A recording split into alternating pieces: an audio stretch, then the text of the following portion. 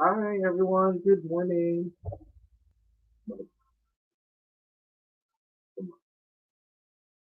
Hi guys.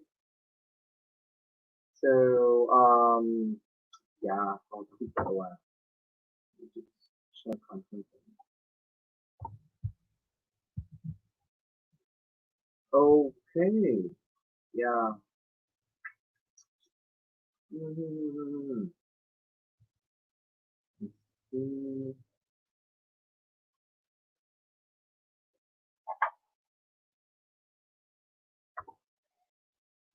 So hello everyone, good evening, good morning, and welcome back to my YouTube channel.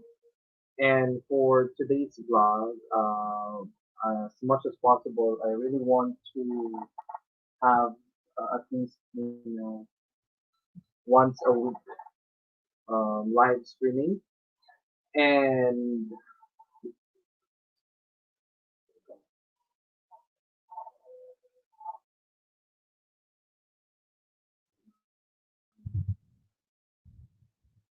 kita mo diha sa YouTube.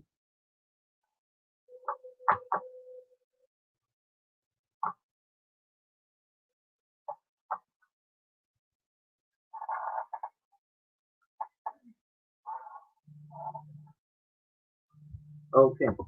Um,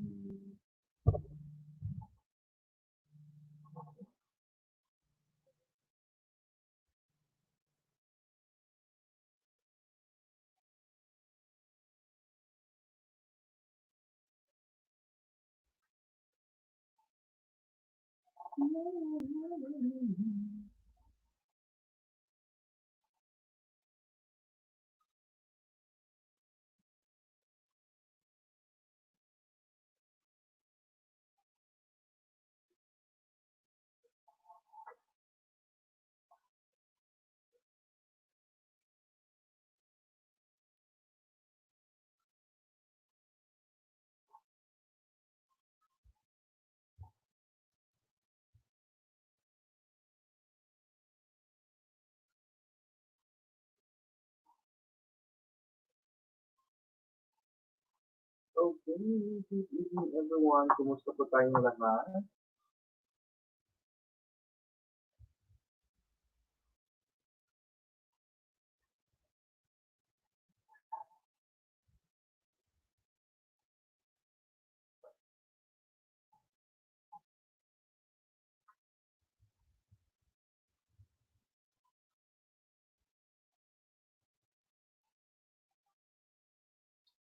Okay.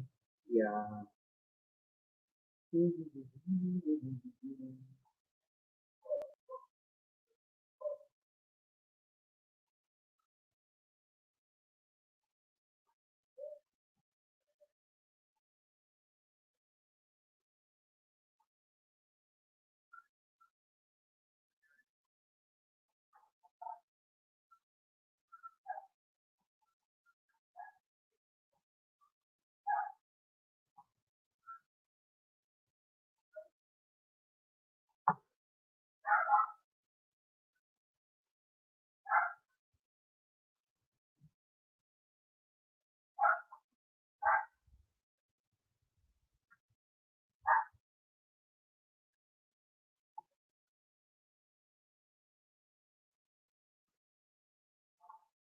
Okay.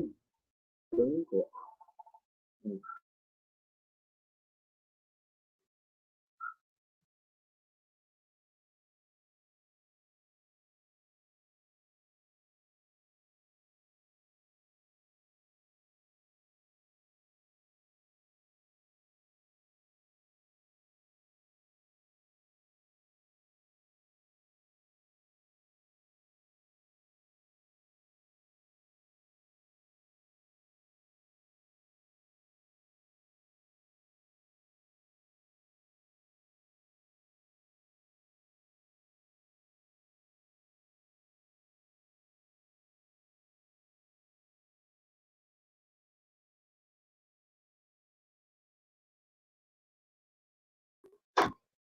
Okay, so maayong gabi din sa tanan, no?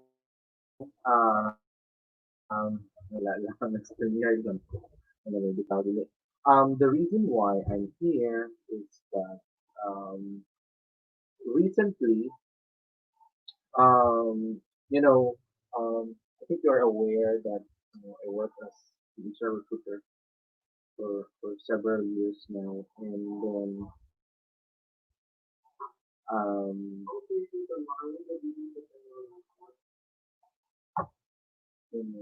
tawag, the other day, so wala, nag-hiring na, nag-post na. Before, I used to work in an office, but due to recession and COVID issues, so the company was forced to remove or to reduce employees, and I'm one of them. HR is one of them. So anyway, so good thing we were able to get a job in as an HR as well. So yeah, so we post our job ads through free sites. We have group chat or groups um, through Messenger and YouTube, and yeah, we have hundreds of applicants. There was a time na ang aming applicant ay umabot ng 700 or more than almost 1,000 na nag-bounce back na ang aming email kasi yung email capacity namin sa office is just very limited. So we are a small company there. Oh, by the way, hello to our viewers. Good evening. So that's it. And um,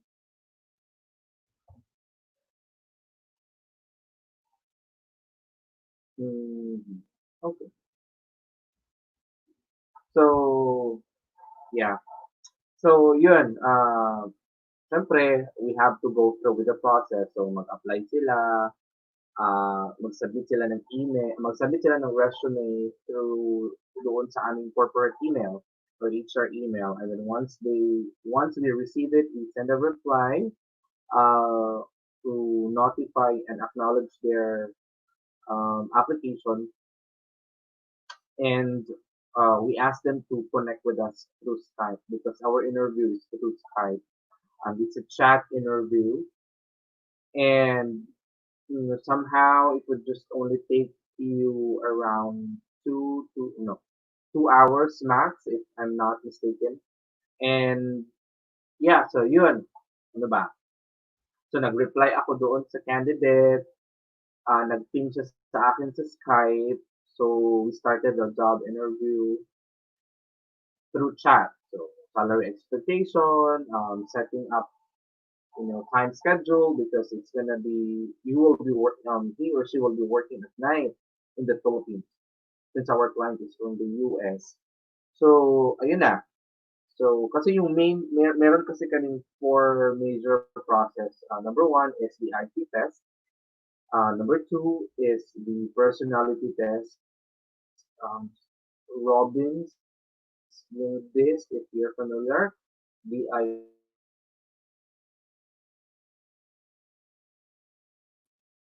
we have an essay. Um, and then the fourth one is the major. Um, we put more weight on the fourth assessment. So yun yung ating kumbaga yun yung task mo talaga if ever you will be hired, no, if ever you mag-work ka.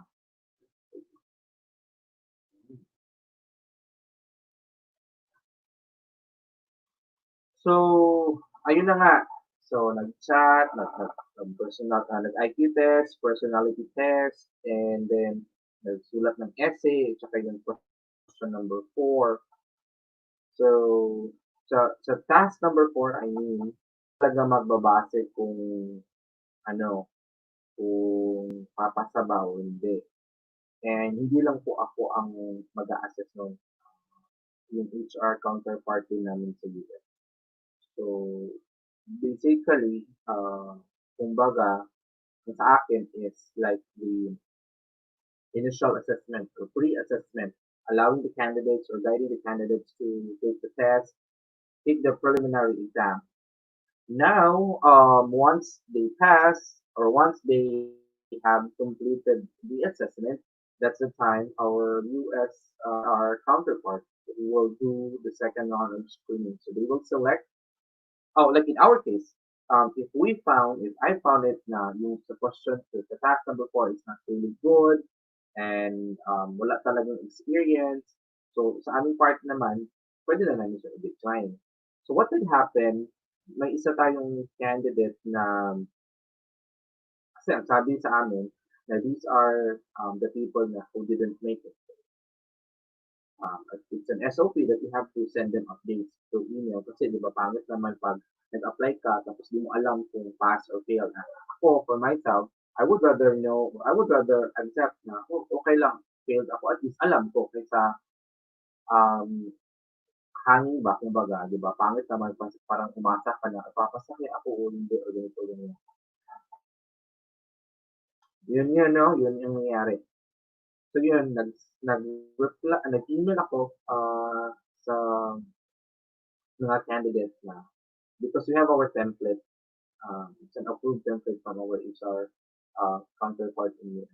So yun, it's a rejection email. Then, na-reject siya, tapos nag-reply. So, yung first reply niya is, for me, okay naman. Parang, it's like, sana ba yun? Candidate.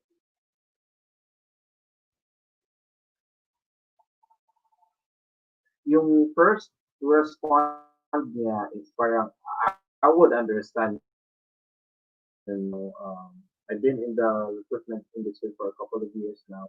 So may mga bagay talaga na, initial reaction. Sabi niya, what a waste of fucking time. Sabi niya, okay, sige.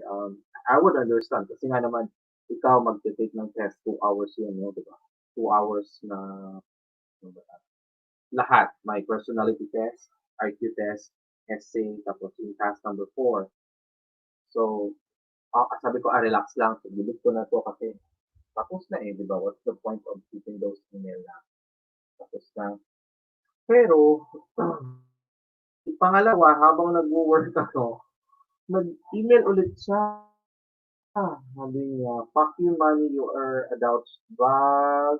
I have more experience than your fucking ass. Anong parang, at first parang natameme ako ba, ha? Ano parang, wait lang, anong should I react? Or what? So, parang, okay, sige, let me see. Tapos, sabi ko, sige, i-post ko nga ito sa ano din sa Facebook. Sabi ko ganun. So, in-erase ko yung name niya, name ng company, of course. Tapos, yung na-post ko pala, yung walang, hindi na-delete yung name. So, hindi siya na-erase. So, good thing, I have a really good friend. Gising pa ata sila during the time, mga friends ko. Shout out to Jonah, Kuhn, and Jean Marie Priest. If you're watching right now, thank you so much, guys. And for meron ka din batchmate si Lady Lee, something. Nag-comment din siya about, data privacy. Sabi ko, ay, salamat, thank God na I was like reminded. But of course, I did not reply to the email of that candidate para baka it would create promotion or baka magsalita pa siya ng iba. So, anyway, hindi naman siya pumasa. So, yun. Ang sa akin lang is, we could have placed him sana sa aming pool for our next offer or next na hiring. So, kaya lang parang na ano siya doon na foul na nagsalita siya ng bad words sa hiring officer. So, yun. Initial reaction na tameme ako talaga. I did not see it coming that he will respond like that because in the first place he's applying for an HR position. So you're leading a people, you're managing a team, pero yung reaction niya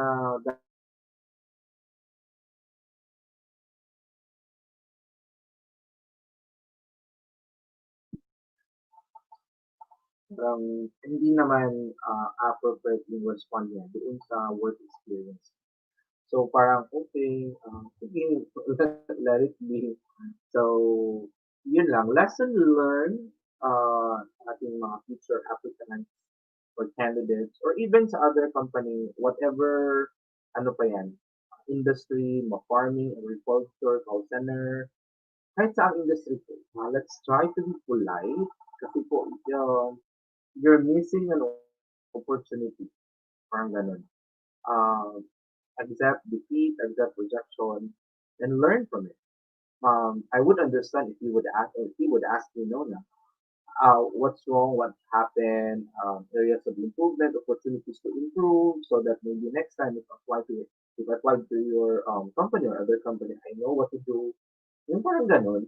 Um, and then of course, so yun na nga, kasi nagpapakyo na siya, nagsisay na siya ng bad words. So ang, I checked his personality test. Yun. Okay, merong something doon. So, I think mga psychology graduate could, really explain it well. I'm not a psychology or an HR um, graduate by profession, but I'm a teacher by profession. It's just that um, after working as a call center agent, I climbed the corporate ladder. I started with a recruitment assistant, recruitment specialist, recruitment sourcing, and then eventually become an HR. So, yun. Um, so I list down some tips here. Ano ba tips here? Something lang ha. Hmm,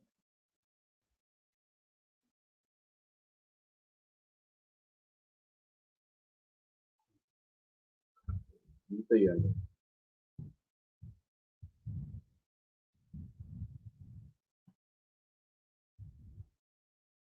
So, dito.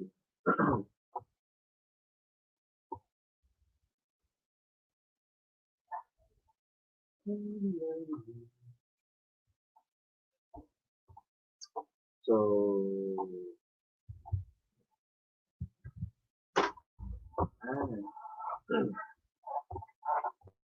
share screen.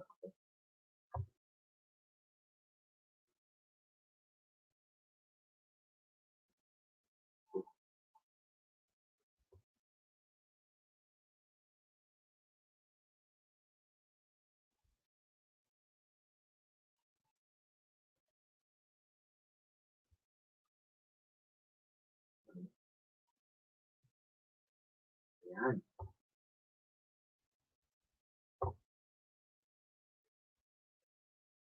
Nabasa na ko dalawang ating monitor.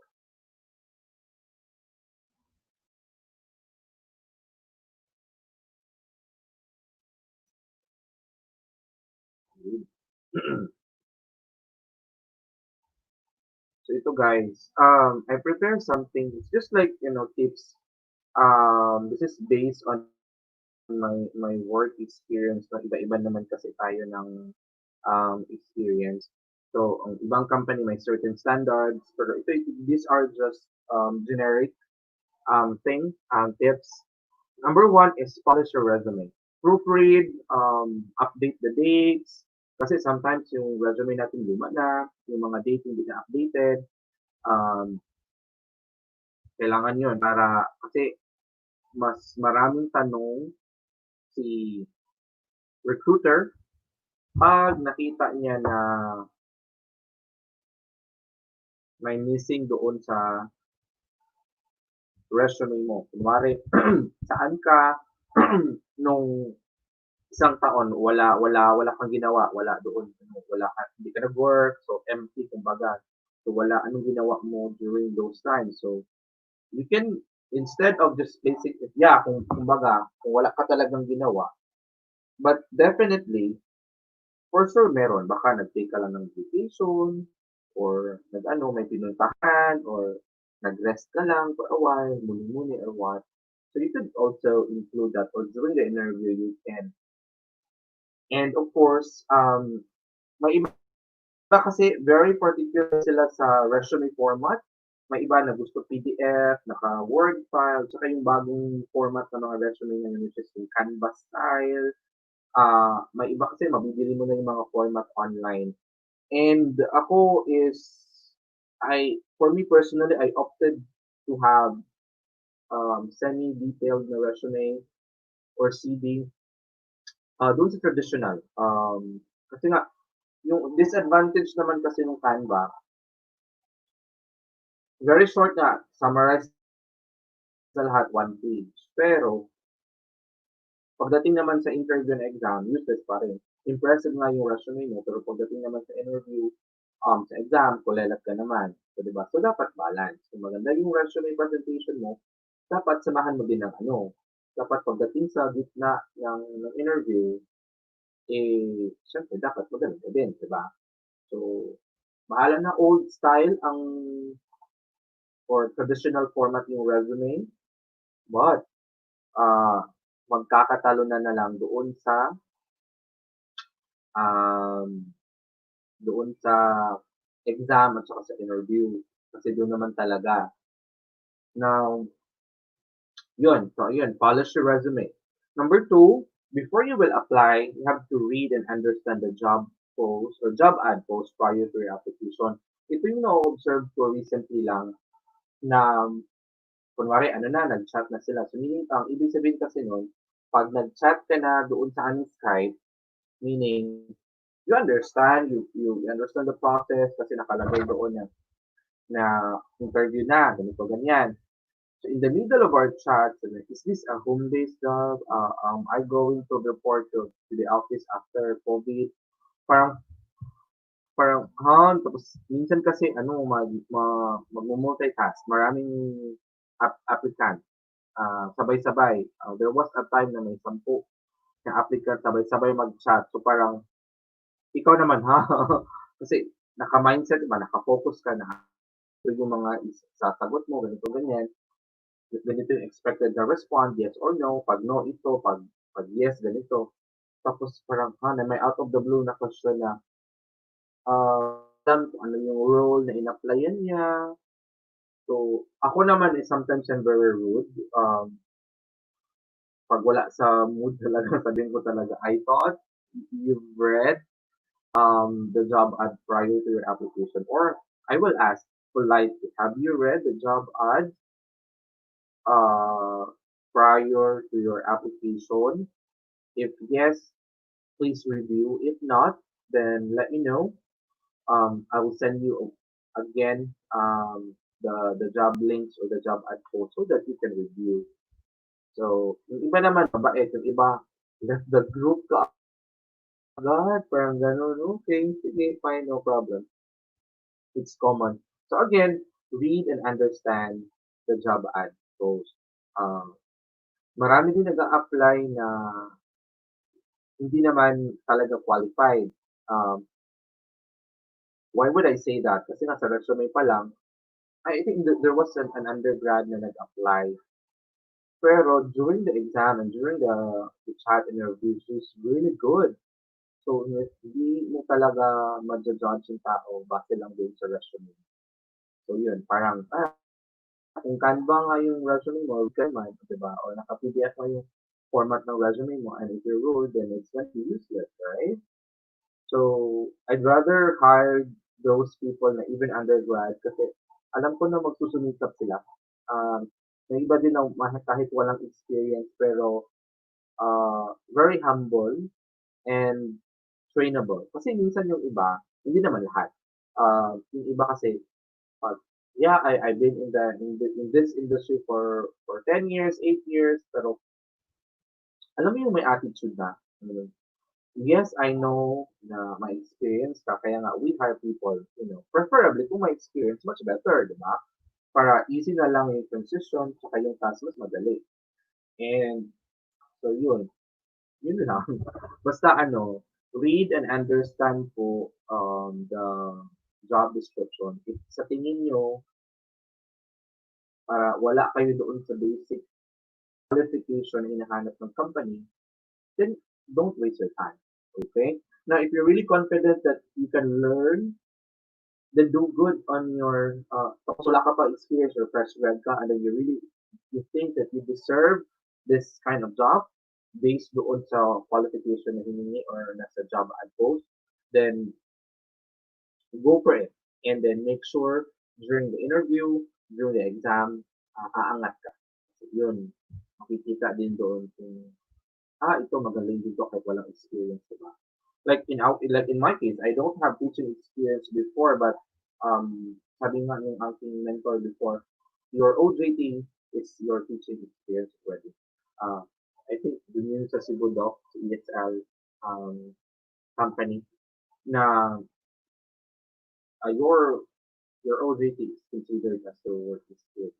So, yun. Anyway, ano pa ba?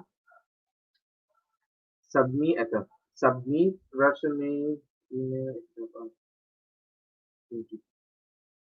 Oh, ito pa. Ito pala.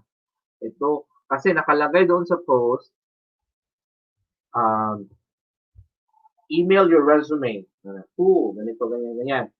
Tapos may matanggap tong email, may diploma, may certificate of employment, may TOR, kompleto.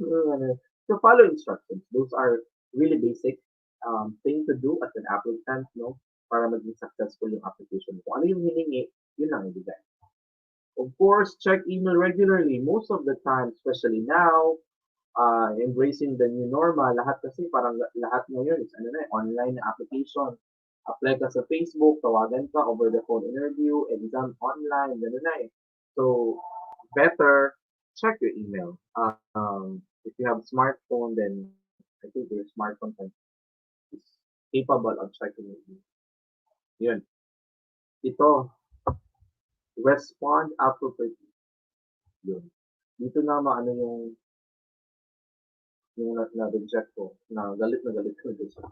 So at first ba, parang sabi ko, baka may pinagdadaanan tong tao. Pero suddenly, out of the blue, may nag-PM pala sa akin, just to update you guys. Ay sir, kilala ko yan si ganito, ganyan. Ano yan siya? Nag-work yan siya dati sa ganitong company. Alam mo, ah, may, may mental issue yan. Ha? Nasa ako nga. Parang, may mental issue pala yun. Kaya pala, so good thing din ako nag-reply doon sa email niya. So yun, you just have to be very understanding if you're an HR practitioner. Ito talaga yung role natin, no? Ito yung parating nasa gitna, galit na si boss, pero ikaw, you really have to, nasa gitna ka talaga kasi yung mga employee, kailangan mo din, hindi naman pwede na kung galit si boss, magagalit ka sa mga employees, hindi naman ganun. So, dapat nasa gitna. So, yun.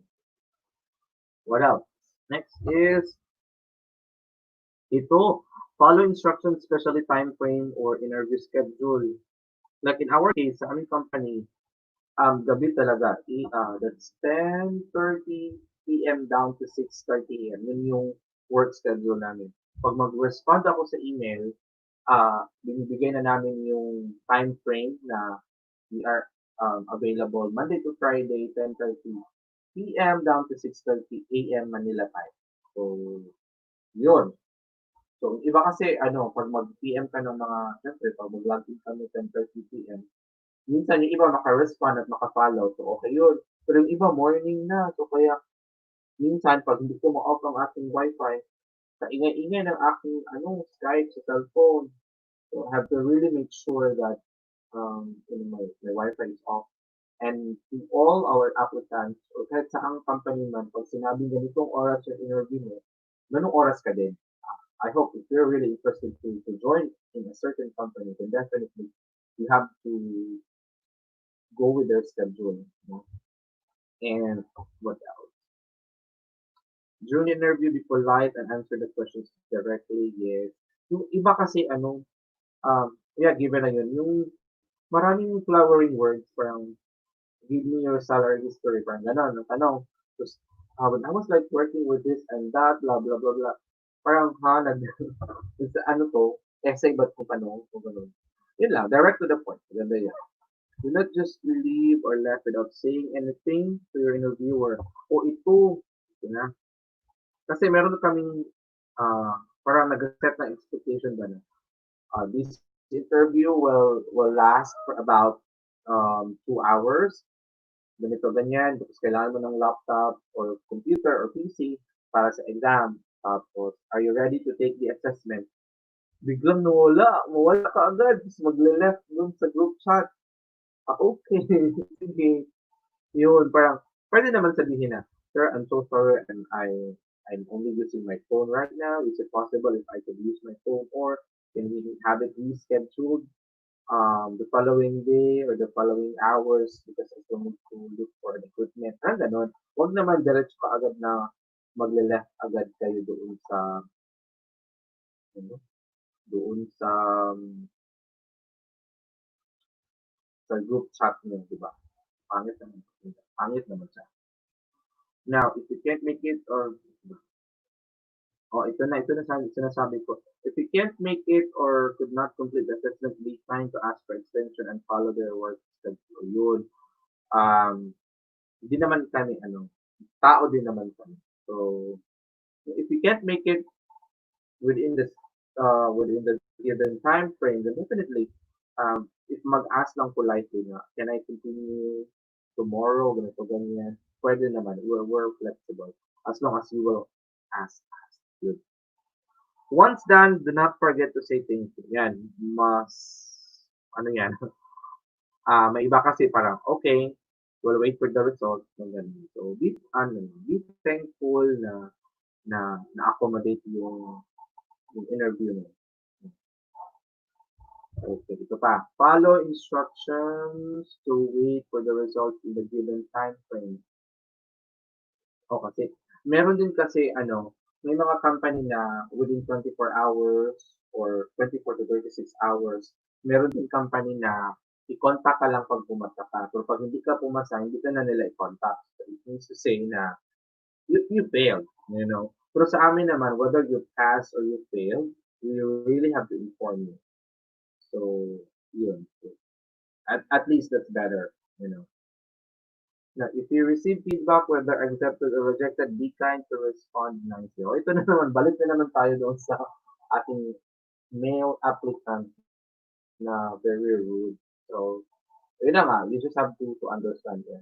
You know, nasa industry naman tayo na ganito. So, I assume na parang you would understand parang ganito. So, yun lang so far, yun lang naman ata sa ating mga candidates. Uh,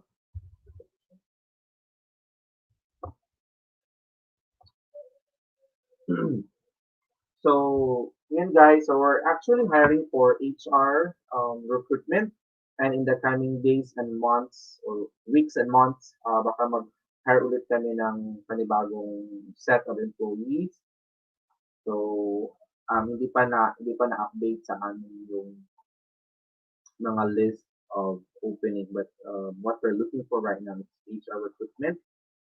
And, ano ba yung note ko dito?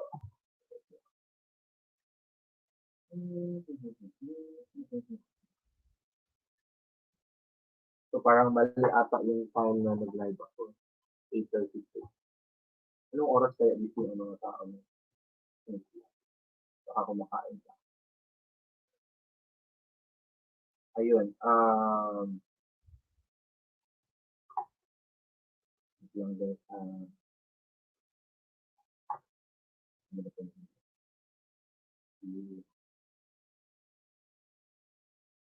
Okay.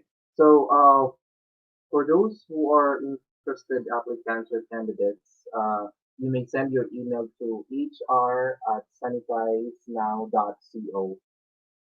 That's one word. sanitezenow.co. That's pala.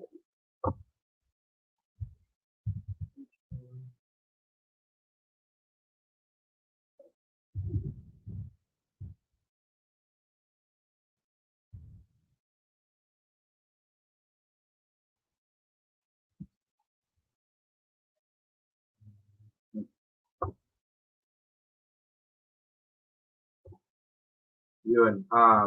So for those who are interested to apply as HR recruitment, Feel free to email your resume at hr@sanitizenow.co. Let me phone. Wait lang, mali yan guys. Ano yun? HR sanitize dot co. Yun yung correct. Yun yung hiring namin so far. So I think yun lang. I think I will be doing a weekly live. Let me see. Siguro ano. Nagta-trial and error lang kasi ako kasi bagong dating ang aking ring light. Kaya ano, medyo maliwanag ang aking laptop. So kasi ano,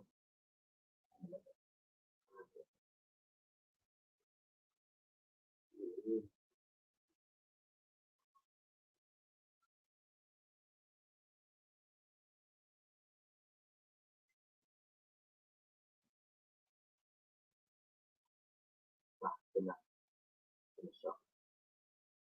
Hindi ko na pala kailangan ng bagong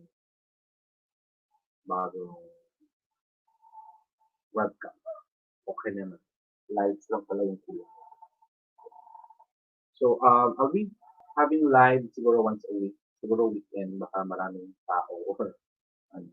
Basta, yan, weekly tayo magla-live. What else?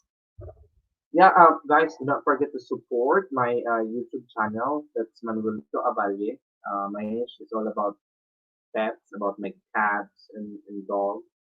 And sometimes I inject other stuff like unboxing, and sometimes if I will travel, sana makatravel na ulit tayo. Yun, kasi before when I um, started doing vlog way back 2016 pa, it's off and on. Pag magta-travel ako, wow, wala sige picture video. Di ko naman alam na may patutunguhan pala itong content creation na to. So if I had I known it earlier, baka na-monetize na tayo or what. So yun, off and on ako nag-upload ng mga videos. And recently lang due to COVID pandemic, GCQ, parang wow, I'm so bored. So I decided to check some content in YouTube and then I realized, no, pwede pala.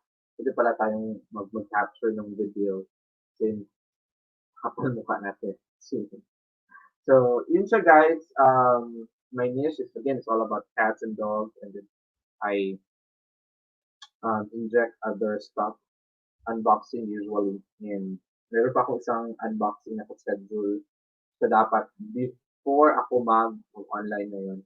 Pero mahina ang internet natin. So kahit naka 15 GB na tayo.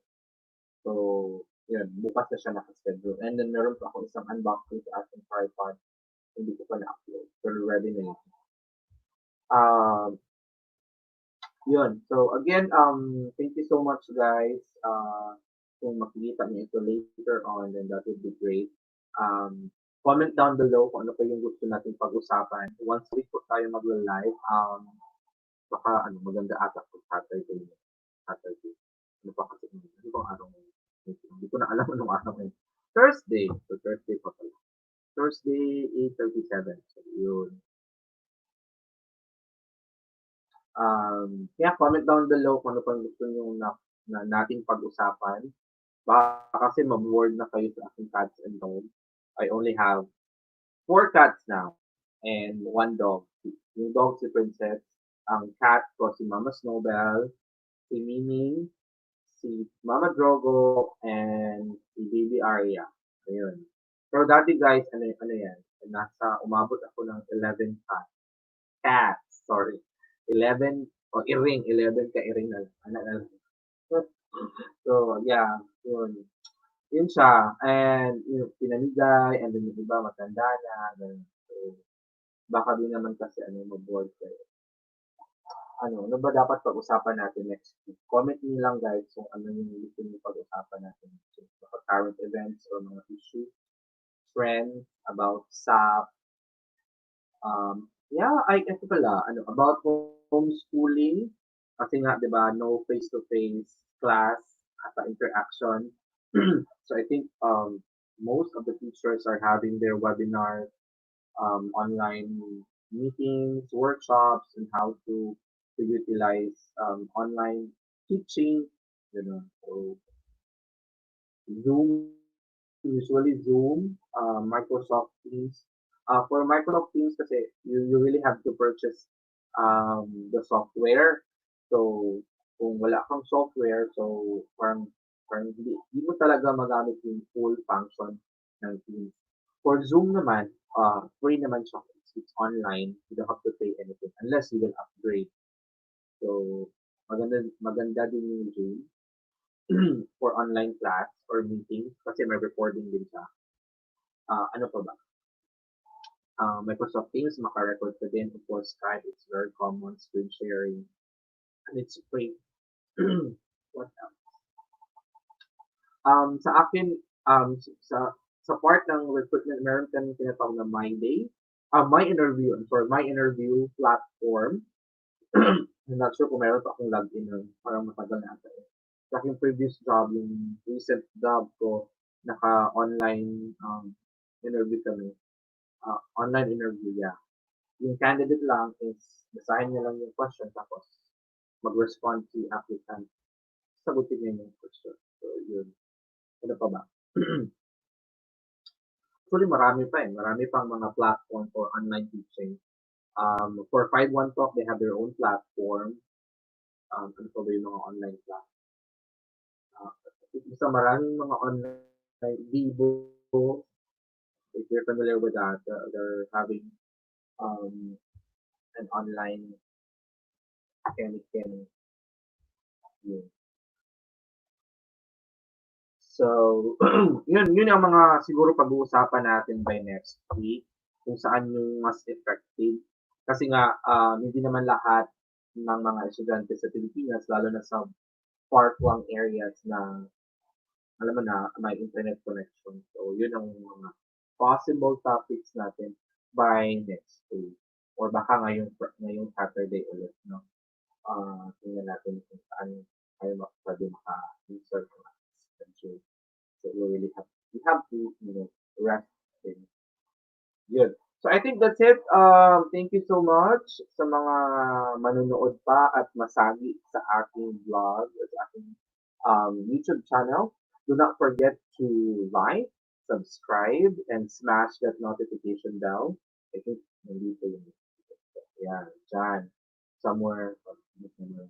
Ayan, yan, dyan. Dyan banda. May subscribe button dyan. Click nyo lang yan guys para updated kayo sa ating mga um,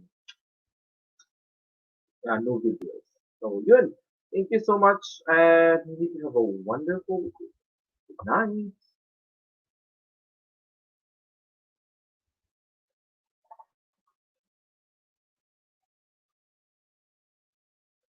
Lautan awa. Ang suga judi ay ang makapanaraba.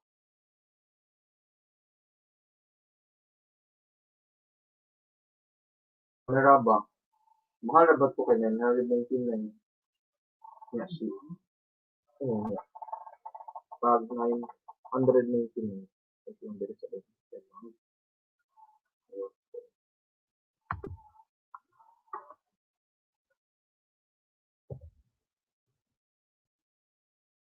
So, ito na ang aking webinar.